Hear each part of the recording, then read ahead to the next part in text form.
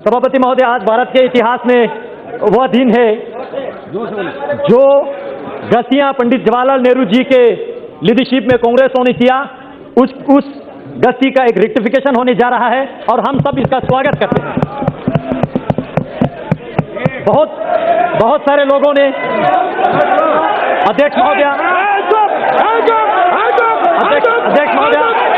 बोलने दीजिए, आप लोगों का मैंने सुना, बहुत बोला आप लोगों ने बोला, बैठिए, बोलने दीजिए, सुनने की क्षमता रखिए, सुनने की क्षमता रखिए। अध्यक्ष जी बैठिए, आप भी बैठ जाइए, बैठ जाइए, प्लीज बैठ जाइए, आप भी बैठ जाइए, बोलने दीजिए। अध्यक्ष जी, हाँ बोलिए। पूरे चर्चा को मैं अच्छी तरह से सुन रहा था और बहुत लोगों ने, मुझे खुशी हुआ, बहुत लोगों ने लद्दाख, लेह, करगिल का जिक्र किया, लेकिन मैं जानना चाहता हूं क्या वाकई वो लद्दाख जानते हैं ये लोग? आज तक बीते 71 साल 7 डेकेड्स लद्दाख को बिल्कुल अपनाया नहीं, बिल्कुल फेंक के रखा वहां पे और वक्तव्य दिया इसी सदन में। वो जमीन है का टुकड़ा है जहां पे एक तिनका का घास नहीं उगते हैं। ऐसे वक्तव्य देने वाले क्या लद्दाख को समझते हैं? क्या लद्दाख के विशेष संस्कृति को जानते हैं? क्या लद्दाख की भाषा को जानते हैं? क्या लद्दाख के रहन सहन, खान पान, वहां के ज्योग्राफिकल कंडीशन, क्लाइमेटिक कंडीशन, जो दुर्गम क्षेत्र है, क्या वो जानते हैं या खाली किताबें पढ़ के बोल रहे हैं? अध्यक्ष महोदय, लद्दाख ने पिछले 71 ईयर यूटी के लिए संघर्ष किया। हम भारत देश के अटूट अंग बनना चाहते थे। 1948 में 4 तारीख को पहला ज्ञापन लद्दाख बुद्धिस्ट एसोसिएशन के तब के प्रेसिडेंट ने पंडित जवाहरलाल नेहरू जी को दिया था, तब के प्रधानमंत्री जी को। कहा कि लद्दाख को या तो आप सेंट्रली एडमिनिस्ट्रेटिव ऐसा कुछ बनाइए या नेफा टाइप बनाइए या ईस्ट पंजाब के साथ रखिए, लेकिन किसी भी कंडीशन में हमें कश्मीर के साथ मत रखिए, यह हमने कहा था। लेकिन जिनका सरकार था उन्होंने हमारे सुनवाई नहीं किया, जानने की कोशिश तक नहीं किया। और कश्मीर के नीचे आज तक हमारा डेवलपमेंट, हमारा पॉलिटिकल एस्पिरेशन, हमारा पहचान, हमारा भाषा लुप्त अगर हुआ है तो ये आर्टिकल 370 और कांग्रेस पार्टी जिम्मेवार है। अध्यक्ष जी, मैं डॉक्टर श्यामा प्रसाद मुखर्जी जैसे वीरों का, कुशोक बाकुला रिम्पोचे जैसे महान व्यक्तियों का, थुप्तान सेवांग जैसे, जिन्होंने लद्दाख को यह दिशा दिया कि हमें भारत के साथ रहना है, भारत के जयकार करना है, अपने देश के लिए मत मिटने के लिए तैयार रहना है। और आज तक बहुत सारे यहां पे हिस्ट्री का रेफरेंस दे रहा था, मैं याद दिलाना चाहूंगा, चाहे 1965 के वार हो, 1971 का हो या 1999 का हो या 1948 के कबीले हमला का हो, इतिहास चेक करके देखिए, लद्दाखी ने हमेशा बलिदान दिया, हमेशा देश के लिए मर मिटने के लिए तैयार रहा। लेकिन दुर्भाग्य की बात है, आज यहां पे मेरे साथी कश्मीर के ऑनरेबल मेंबर पूछ रहे थे धारा 370 हटने से क्या खोएंगे। मैं एक चीज जरूर कहना चाहूंगा, एक चीज जरूर खोएंगे, वहां 2 परिवार का रोजी रोटी खोएंगे और कुछ नहीं। सिर्फ 2 परिवार का रोजी रोटी खोएंगे और कश्मीर के भविष्य उज्जवल होने वाला है। सभापति महोदय करगिल के जिक्र कर रहा था यहां पे और सदन को मिसलीड करने की कोशिश कर रहा था। मैं करगिल से चुन के आता हूं, मैं गर्व से कहता हूं करगिल वालों ने यूटी के लिए वोट दिया है। मैं याद दिलाना चाहता हूं सदन को, 2014 के पार्लियामेंट्री इलेक्शन में यूटी हमारे लद्दाख के टॉप मैनिफेस्टो पे था और लद्दाख वालों ने, मेजोरिटी ने यूटी के लिए वोट दिया। 2019 के इलेक्शन में फिर हमने यूटी को इलेक्शन मैनिफेस्टो में लेके आया और हमने दोनों डिस्ट्रिक्ट में, चाहे बुद्धिस्ट का हो चाहे मुस्लिम का हो, दोनों डिस्ट्रिक्ट में, लेह का हो करगिल का हो, हर क्षेत्र में हर लोगों के दरवाजे पे जाके हमने लोगों को यूटी समझाया ये क्या है। और लोगों ने बड़ी बहुमत के साथ आज तक लद्दाख में जितना भी पार्लियामेंट्री इलेक्शन हुआ है, रिकॉर्ड मार्जिन के साथ ये सदन में मुझे आने का लोगों ने अवसर दिया। लोगों ने नरेंद्र मोदी जी के सरकार पर विश्वास किया। लोगों ने इस यूटी को स्वागत किया। आज करगिल की बात कर रहे हैं। क्या वो जानते हैं ये करगिल? मुझे इस सदन में कहने के कोई संकोच नहीं है। तब के गृह मंत्री माननीय राजनाथ सिंह जी अब ले पधारे थे।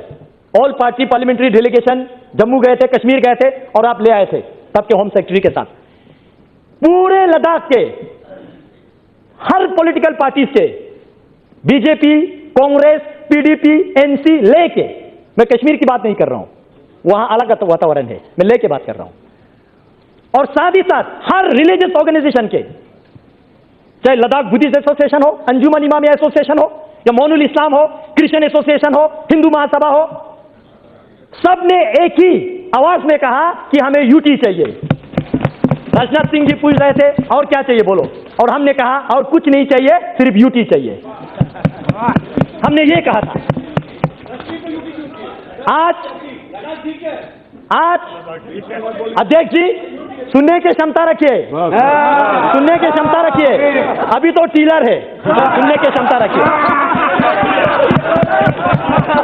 अध्यक्ष जी, लेकिन उस वक्त एक दुर्घटना हमारे साथ घटी। आज मैं इस सदन को अवगत करना चाहूंगा। तब के ले में आपके एनसी के डिस्ट्रिक्ट प्रेसिडेंट, पीडीपी के डिस्ट्रिक्ट प्रेसिडेंट, जिन्होंने यूटी के मेमोरेंडम को साइन किया, उन लोगों को आपके कश्मीर के एनसी और पीडीपी ने वहां से प्रेस रिलीज जारी करके अपने पार्टी से बाहर निकाल दिया।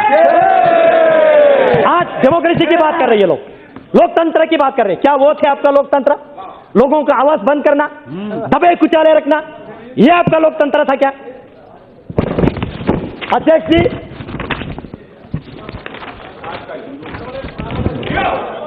जी, मैं कल 11 बजे राज्यसभा के चर्चा शुरू होने से अभी तक मैं सुन रहा था, बहुत लोगों ने इक्वलिटी की बात किया। धारा 370 जाएगा तो जम्मू कश्मीर में इक्वलिटी नहीं रहेगा, ये होगा वो होगा। मैं सदन से पूछना चाहता हूं, आपके माध्यम से इस सदन में मैं उनको पूछना चाहता हूं जो ऐसा वक्तव्य देते हैं। आपने जब भारत सरकार से फंड लेते समय जम्मू कश्मीर लद्दाख तीनों क्षेत्र आप फंड लेके जाते हो, जब लद्दाख में विकास करने के लिए आते हो तो पूरे लद्दाख के फंड आप कश्मीर में खा जाते हो। क्या ये आपका इक्वालिटी? क्या ये है आपका इक्वालिटी? जम्मू कश्मीर में 2 कैपिटल है, एक समर कैपिटल और एक विंटर कैपिटल। मैं पर्टिकुलरली मेंशन करके मैं आपको कह रहा हूं, दोनों वहां पे सिविल सेक्रेटरीट है। आप डेटा खोल के देखिए, उस सिविल सेक्रेटरीट में लद्दाख के कितना मुलाजिम है। क्या यह है आपका इक्वालिटी? अगर आप 1000 एम्प्लॉयज क्रिएट करते हो, जॉब क्रिएट करते हो, जम्मू वाले तो खैर लाट झगड़ के कुछ ले लेते हैं, लेकिन लद्दाख वालों को 10 नौकरियां भी आप नहीं देते। क्या यह है आपका इक्वालिटी? हसनैन मसूदी जी यूनिवर्सिटीज की बात कर रहे थे, मैं उनके साथ कांग्रेस वालों को याद दिलाना चाहता हूं। मैं कांग्रेस वालों को याद दिलाना चाहता हूं, आपने 2011 में कश्मीर में आपने एक सेंट्रल यूनिवर्सिटी दिया, जम्मू में एक सेंट्रल यूनिवर्सिटी दिया। जम्मू वालों ने लाट झगड़ के दिया नहीं, लाट झगड़ के लिया। लेकिन उस वक्त मैं स्टूडेंट यूनियन का लीडर था। हमने जम्मू में जितने पढ़ाई करने वाले स्टूडेंट को रोड पे लाके इनके खिलाफ काले पट्टी बांध के हमने सेंट्रल यूनिवर्सिटी का मांग किया। लद्दाख में एक भी हायर एजुकेशन के इंस्टीट्यूशन इन्होंने नहीं दिया। क्या यह है आपका इक्वालिटी? यह है आपका इक्वालिटी? हाल ही में यूनिवर्सिटी दिया तो नरेंद्र मोदी जी ने दिया। मोदी है तो मुमकिन है, सही में। कल राज्यसभा में कांग्रेस के नेता गला फट फट के कह रहे थे कि भाई लद्दाख के साथ क्या होगा, लद्दाख के साथ क्या होगा।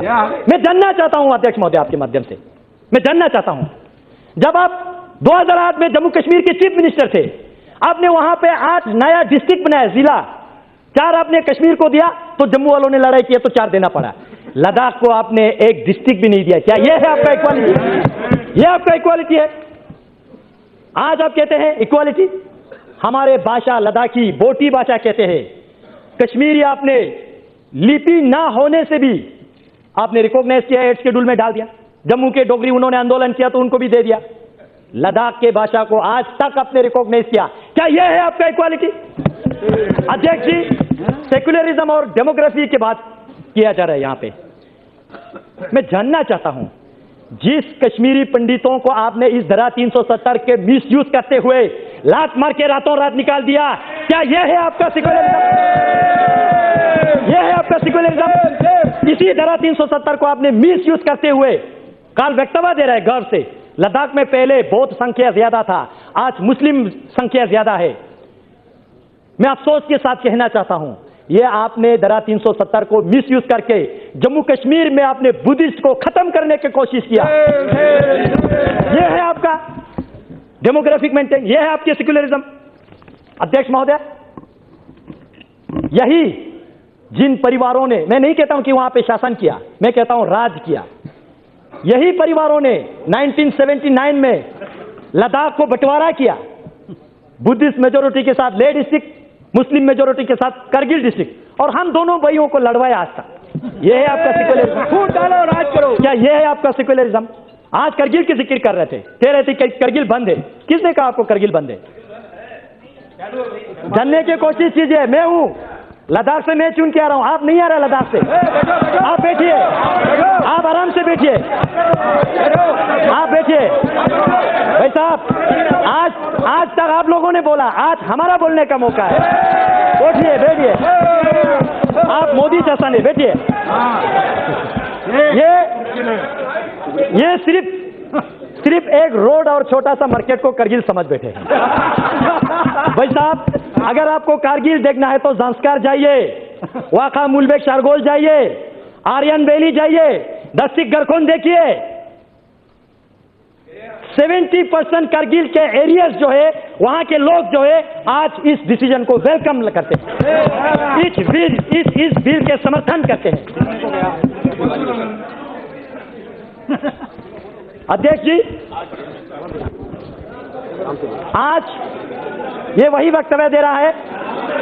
अध्यक्ष जी सुनिए, मौका दीजिए, बोलने की क्षमता रखिए। मैं आपकी तरह किताबें पढ़ के नहीं आता हूं, लेकिन ग्राउंड की रियलिटी महसूस करके। अध्यक्ष जी, करगिल में जो अभी कह रहा है, ये इन्होंने फोन करके करवा रहा है। उनको भी नहीं पता है वो लोग क्या कर रहे हैं। उनको अपने भविष्य के लिए सोचना चाहिए, इनके जबान पे नहीं जाना चाहिए। ये अपने मुफ्त के लिए, अपने हित के लिए किसी को भी ना चाहेंगे। अध्यक्ष जी,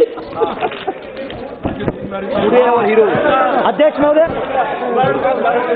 बैठिए, सुनने की क्षमता रखिए।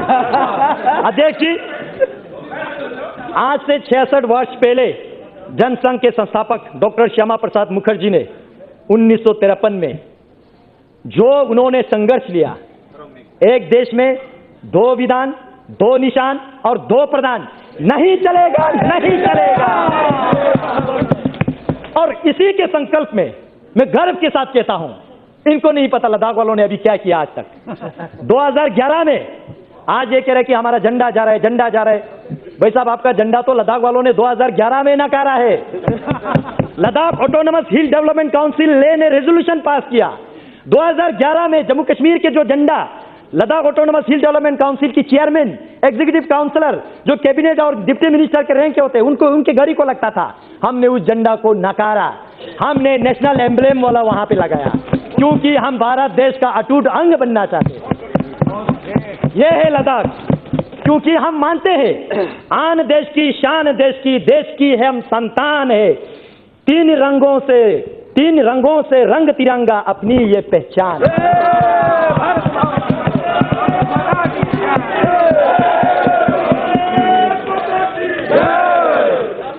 अध्यक्ष जी, बड़े आयरनिकल बात है, पंचायत इलेक्शन में पार्टिसिपेट नहीं करेंगे और जब अपने कुर्सी के बारे आएंगे तो पार्टिसिपेट करेंगे। ग्रास रूट डेमोक्रेसी नहीं आने देंगे, लेकिन अपने घर का रोटी चलना चाहिए। ऐसा विचारधारा हम एक्सेप्ट स्वीकार नहीं करेंगे। अध्यक्ष जी, जो कुछ लोग, जो मैं बार बार 2 परिवार की जिक्र कर रहा हूं, ये परिवारें जो है कश्मीर के मुद्दा जो डिंडोरा पीट रहा है, वो समाधान चाहने वालों में से नहीं है। They are the parts of problem. वो इस प्रॉब्लम का, इस समस्या का पार्ट बन चुके हैं, अंग बन चुके हैं।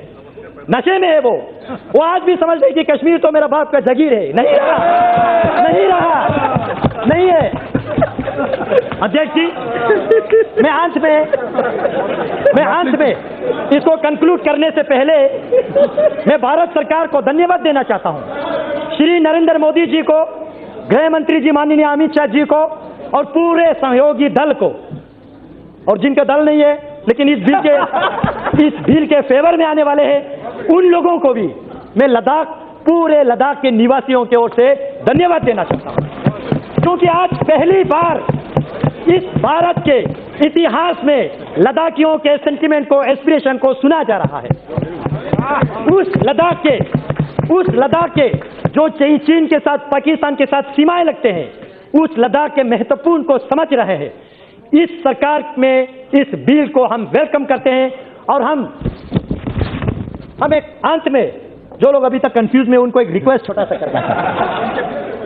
देश के लिए प्यार है तो जताया करो, देश के लिए प्यार है तो जताया करो, किसी का इंतजार मत करो, गर्व से बोलो जय हिंद, अभिमान से कहो भारतीय है हम, स्वाभिमान से कहो भारत माता की जय, और वर्तमान में करो इस बिल का समर्थन। बहुत बहुत धन्यवाद अध्यक्ष।